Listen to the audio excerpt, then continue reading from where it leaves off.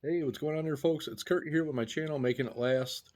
So if you're new to my channel here, this channel, obviously, as states, is giving helpful advice and opinions and tips on making things last in today's tough times in this world where nobody has the money to just go out and buy, or the average person can't go out and just buy something brand new, or whatever you do have if you want to make it last and just get your money's worth out of everything. I'm giving all kinds of tips on all various items, mechanical machinery, anything from a lawnmower to a car. There may be other things that you use in general in life or every day.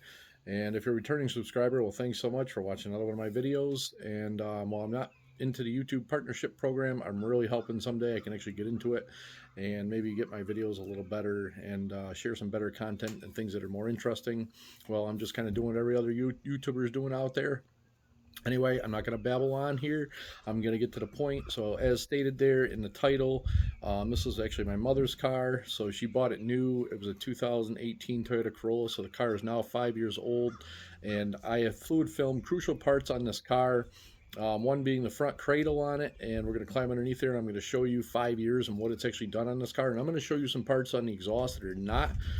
There's no way to really protect them. And I'm going to show you what happens after 5 years and what the rest of the car would have looked like is closest to the exhaust, even though it's a different kind of a metal, and the metal is actually always hot and cold on an exhaust. But I'm going to show you the front cradle, like I said. I'm going to show you the rear of the car, and you're going to see the parts that you should and you shouldn't fluid film on anything with a subframe and like a rear subframe or a rear axle, such as this little Corolla. So let's get to the point. Let's crawl underneath here. I'm going to talk about this and show you how it's held up and why you definitely want to do it. All right, folks, so here we are underneath the car, and you got to bear with me a little bit because I am rolling around in some rocks in the driveway, and this car, even up on car ramps, is very low to the ground. So I don't have a nice lift or anything like that. I'm going to do the best I can to give you a view of everything and how it's protected within 5 years. I'm also going to show you some other parts that have rusted that you kind of can't protect, including the exhaust and the brake calipers. So looking over here, actually, while we're talking about it, if you zoom in there, some of these parts aren't crucial like that anyway, because you can replace them. Looking at the tie rod and stuff like that, it's pretty rusty. So just looking at that, you can kind of tell how the rest of the car would actually be. The cradle and things would be rusty. I also do, if you look at this hole right here, I do spray wand up inside the control arms because things do rust from the inside out. Moving back here to the cradle, well, it's definitely a greasy mess. It's a lot better than rust, and things aren't going to break. You know, you're not going to have rusty bolts and stuff like that. Most of the stuff, if it does need to come out, it's actually going to come out pretty free. So I do also spray up inside these holes here. Looking around here, just to give you an idea that this car sees winters. If you can see the little brake line couplings right there, you can see the corrosion that's on them. It probably wouldn't even hurt if I sprayed them. I don't know if they're aluminum or what they're made out of. Looking back here, you can kind of see the exhaust bolts, but I want to show you the other side once I go up there, and I definitely want to show you the progress. But this stuff is working great, and we're going to go around to the rest of the body and what I don't really do. But looking at this stuff, it's besides the grease, there's no rust, and it's basically just as coming right out of the factory. This cradle's in great shape. So we'll continue on to the front, and then we'll go to the back and we'll take a look at that, and I'll tell you what you shouldn't do on the body, what you don't need to do. Okay, moving on, folks, here in the front. So if you look, this is actually, this car has a partial cradle. It's not some like some of the big old Buicks and things that I used to be around at a place I worked, where there's this part right here. It's actually pretty crucial.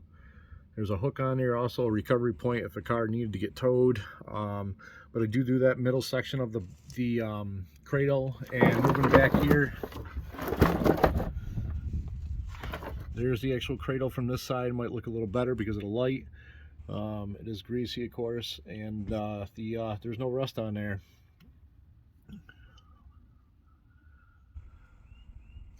Looking at the control arm, the caliper on the passenger side is actually pretty rusty. And I'm gonna also go up here and we're gonna take a look at how rusty this exhaust is. It's actually quite concerning, which I'm not gonna touch it until it breaks, but so I'm gonna zoom in and we're gonna look at these. So look at a nut on the back of that bolt and spring combination here. It's really, really rusty. It just gives you an idea how bad these cars rust. Let's see if we can look up. No. Can't actually look up at the manifold. The bolts up there are pretty rusty too. So we'll go up to the back of the car here. And these are the parts I don't do on the body because the body is actually painted. I do up inside of some of the holes. So you can kind of see it there. It's kind of like sweating out of it. Right there where it's dark. I do up inside of everything that's exposed. Anything I can get inside of I do. Including the rocker panels. So again, you can kind of see that spot right there. And you can kind of see it leaking out of there. I do up inside the rockers, up inside the pinch welds. All the white part that's painted though, most of that stuff don't actually rot in a car. You can see all the seam sealer and stuff like that. Obviously you don't have to touch any of that.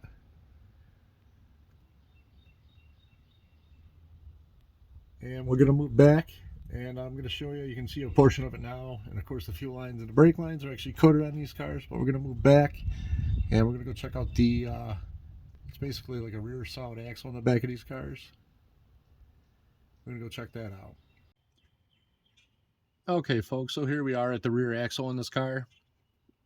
Again, taking a good look at it. Try to zoom in. Actually, I'm not going to zoom in. I'm going to try to bring it closer so I can shed some light on there. Again, it's messy. These are crucial parts that rust. I even do the back of the brake drums because that's another crucial part. This, I kind of did the springs and the shocks. Oh, somebody's shooting a gun or something. Gas tank straps. And you go up a little bit further, there's another little cross brace there. I do that. And another little cross brace on that side. The gas tank straps too, them are crucial too. And up inside the back, it's actually like a unibody up here. So if you see that channel, you can see how I kind of did up inside them holes. A lot of stuff like that will rust. There used to be a car called the Pontiac Vibe. It was a joint venture between GM and Toyota. And I kind of learned with them cars what rusts. And a big thing was heat shields falling and gas tank straps and stuff like that.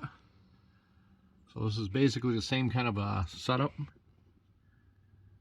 But there you go. You know, whether it's this, a small SUV with a unibody, maybe a subframe in the back. If you really plan on wanting to keep this thing and, you know, just not having it rust away, maybe you want to keep it 300,000 miles, even if it does need some other big component, at least if the body's good and the frame part of it and structural part of it, you can keep it running forever. It'll last longer than us humans. Anyway, thanks for watching.